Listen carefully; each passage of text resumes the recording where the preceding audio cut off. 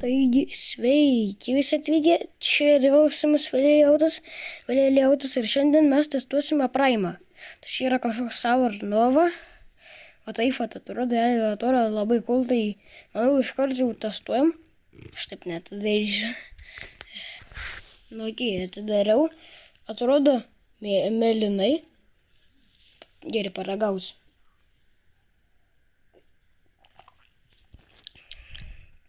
Jis net nėra tiek sour, aš manau, kad jis bus labiau sour.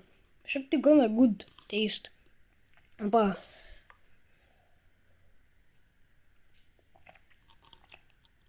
Good taste.